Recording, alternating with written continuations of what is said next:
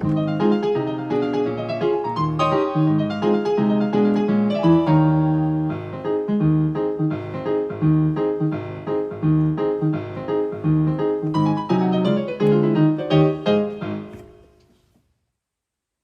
guys, it's Vanessa from To The Brim. Oh, I sound like I have a frog in my throat. Hang on now. I might be out of coffee though.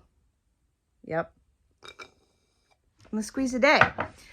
This is my companion episode that matches my podcast. I want to come on here and I'm gonna have these videos be pretty short just to kind of summarize, because sometimes on my podcast I start to ramble. But my most recent episode was taking advice from others, and you can find my podcast on Spotify. It's called Clay and My Coffee, but if you're not interested in that, I'm going to give you some of that information here. I found an article in Forbes that basically gave tips for people that are interested in starting a small business. So one of those things was, is your idea a unique idea? Do you have a good idea? So I've mentioned this before, but if you want to start a small business and you walk through the market that you plan on selling at, or you have gone to a craft fair the previous year and you want to do that craft fair and there are 5 vendors selling exactly the thing that you want to sell, you're not going to be as successful as if you are the only person selling the specific thing that you sell. So my example is, there are other people who sell pottery at my farmer's market. There are other people who are going to sell pottery at my winter farmer's market. And I'm the only one where literally everything that I make is one of a kind. There are a lot of people, and most potters will get their style. They'll figure out their style. They'll figure out the glaze combination and the glazes that they like. And they use those glazes repeatedly for a predictable outcome on their pottery. I am still experimenting with things, and literally everything that I make is different. So that sets me aside. I have mandala mugs, I have Vermont mugs, I have mugs with quotes, and so all of those all of those things set me aside. I'm also the only person that has wax melts, and so think about that when you are going to start a small business, where if you are going to sell only on Etsy, then search what it is that you want to make on Etsy. I have an idea of some wax melts that I would like to make that are a certain theme. And so I went on Etsy and I searched it, and nobody else sells it. So that's a niche item that I'm going to make. So then you can move on to the fact that everybody starts in a different place. Not everybody who starts a business has money or space. And so when you go on to Instagram or YouTube and you watch videos of other people who have small businesses, please keep in mind and be respectful of the fact that we all start in a different place. Maybe you had a $75,000 small business loan, or a relative who gave you $25,000 as like an initial investment in your business, and can help you get started, can help you put down flooring, put up walls, buy the equipment that you need for whatever business it is that you're going to start. And then there's people who kind of piecemeal it, and I'm in that category. I saved up and I bought my kiln. It was $1,800, and then by the time I got it hooked up and bought the rolling stand for it and things, it was about $2,400. So that might not sound like a lot to some people, and that might sound like a lot to other people, and that's okay. Just don't try to compare yourself to people who are able to financially have everything that they want before they even start their business, because a lot of us work full-time and then come home and work full-time starting our business, and that's mostly how it goes. And then there comes a time where you make that decision of, can I sustain myself? And now I can reduce my hours, or I can leave my job, or your job ends because of COVID or some other reason. And you're like, okay, this is a sign. I'm going to dig in and I'm going to really just make it happen. Another thing is, when you are telling your friends and your family about this business idea that you have. Now, keep in mind, and I'm going to not say keep in mind a million times, I had to edit out of my podcast, and my podcast is hella choppy because I used a different editing software this time that I'm not going to use again. So I apologize for those of you that listen to my podcast. There's a lot of really choppy parts, So I'm learning. But anyways, if you say to your mom, hey, I'm going to start a business making epoxy tumblers. And your mom's like, why must you always have these harebrained ideas? Why can't you just have a real job? Meanwhile, you go to work and you're miserable.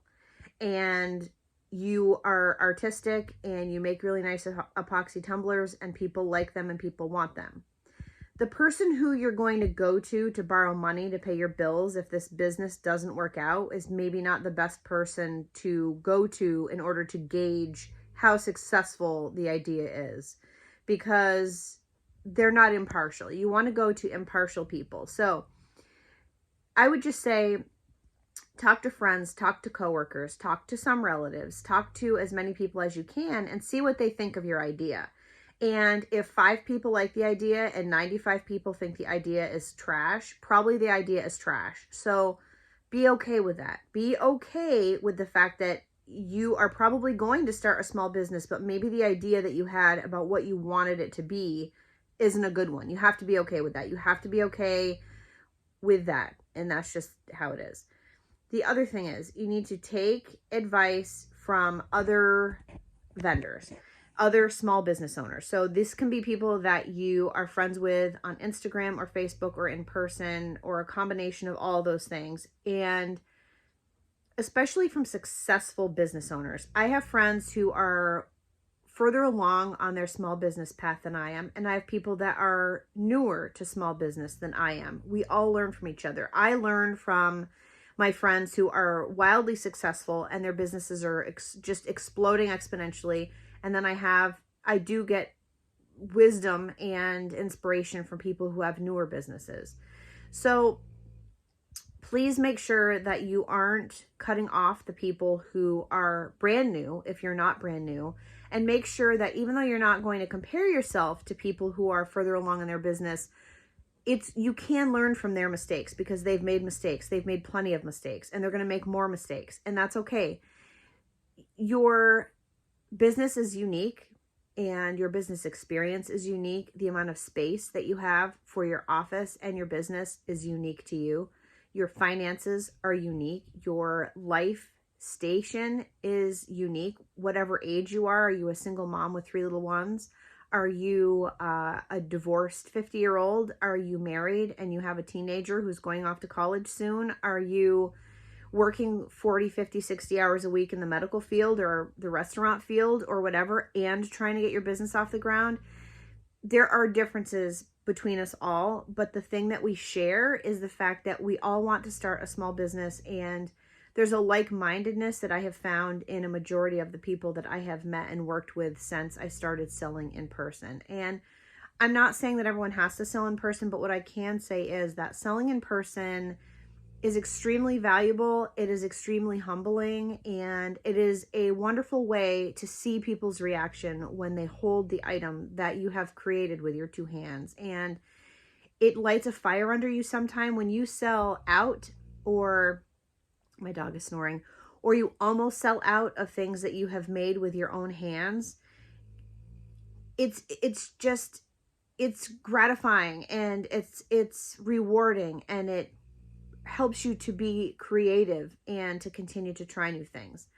And lastly, I just wanted to talk about the fact that whatever amount of money that you think it's going to cost you to run your business, just quadruple it, because you're going to run into supply chain shortages. You're going to run into dead ends where you try something and you're like, oh, this isn't, no, like, you know, I've got to be really mindful of my clay because I buy it from a local pottery supply store with limited hours and the prices have gone up. And so I know that I need another 150 pounds of clay before I can really fulfill all the orders that I have for Christmas. I have about 100 pounds now, but I need 150 more. So this weekend we'll get more and ahead of time. So don't wait until the last minute, even if it's putting you a little tight with finances. If waiting is going to make it so that you're not going to be able to fulfill the orders that you have for Christmas time or the holidays or launching or relaunching or rebranding or seasonal collections, things like that, it's worth it to spend that money, even though you might be a little short. And here's the other thing with that. Once you have your ballpark of what you think that you're going to spend and you've quadrupled it, if you can't make ends meet, then some people have to move back in with their parents. Some people have to cut out Hulu and Audible and Discovery Plus and Disney Plus and Xbox Live and those monthly subscriptions that really add up. I have a subscription to Disney Plus and Hulu and Netflix and Audible and Scentbird. And I'm sure that if I add those up, it's $150 a month that I spend on subscription services that I could live without. There are people that go to Starbucks and spend $6 a day, Monday through Friday, to get a coffee, and whatever $6 that Starbucks spends is, whatever buys you. And that's $120 a month.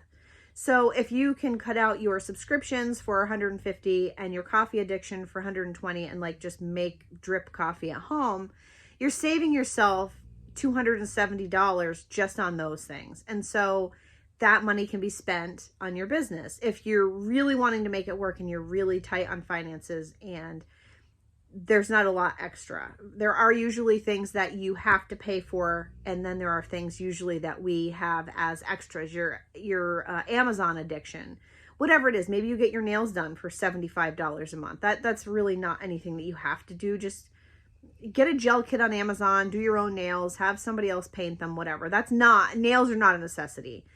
I know for some people that's definitely way more of a self-care kind of a ritual. But just realize that you might need to go without it for 6 months. And then once you start selling, you can get your nails done as much as you want and treat yourself as much as you want. And that's basically it for today. I just wanted to give you some tips and tricks that I learned from an article that I found online. And I don't want to make these recaps long, so this is short and to the point. And I hope that you will check me out on Instagram at ToTheBrimVT. You can check out my podcast at Clay and My Coffee Pod, also on Instagram. And you can DM me with suggestions for episodes that are coming up. I do have some ideas for the next couple episodes, but if you want to throw a couple out there, I'll see what I can do. I hope that you're doing well, and squeeze a day. I will talk to you later.